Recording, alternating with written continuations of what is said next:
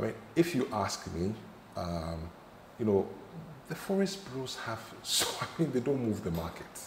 I mean, I was reading an article by Bloomberg. Bloomberg says, it says that the central bank's policy of buying dollars directly from mining companies or other companies and hoarding it actually, and preventing it from coming to the market, actually helped to depreciate the Citi further. How much can the Grow Boys buy? And we go back, you know, rather than deal with the issues, we go and pick on some small Alaji who has 20,000 cedis that he's trading with. How much can they buy? So they're targeting the boys at the men at Tudu and Nima. Personally, I don't think it's not the way to go. In any case, you know, the market will always rule. It's an issue of supply and demand. And with respect to the Bank of Ghana, really all they can do is smoothing out maybe the peaks and the troughs. But they can only make the soup with the meat that they have. The Bank of Ghana does it produce dollars? No.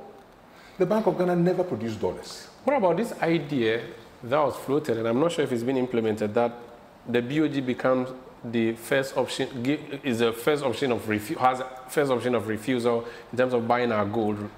It's neither here nor there. That isn't a solution. Price is supply and demand. What the BOG can do is that they hold dollars, and times, if they hold dollars, the times when the price, they think that they want to manage the price, they put more into the market, 20 a lot, they hold a little bit.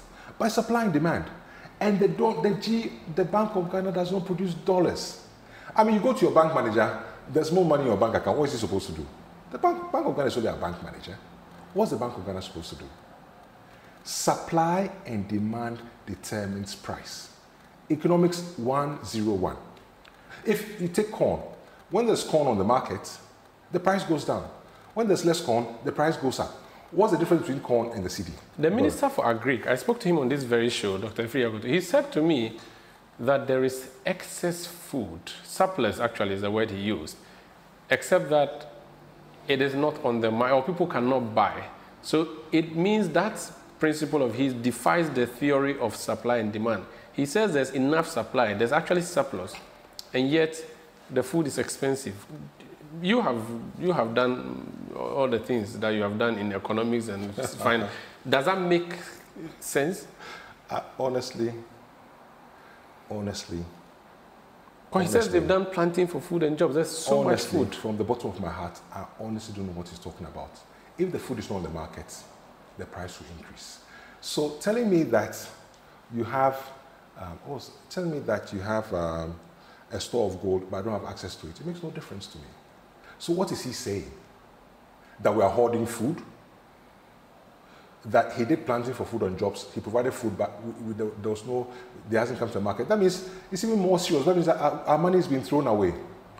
The hoarding part that you talked about, there are people who think the traders are profiteering. The president mentioned it, but did not attack them, but begged them not to profiteer in this current situation. How do you mean?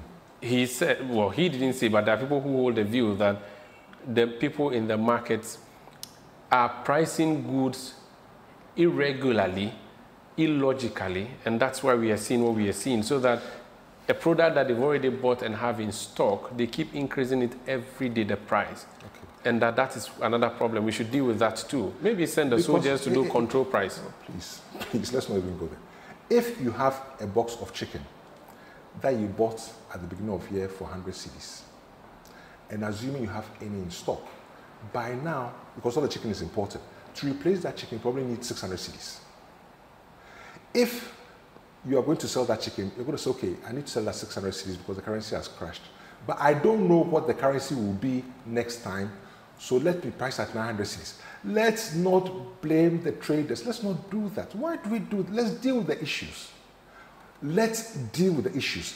Let's take actions that are decisive. Let's give confidence to the market. Let's start to rebuild.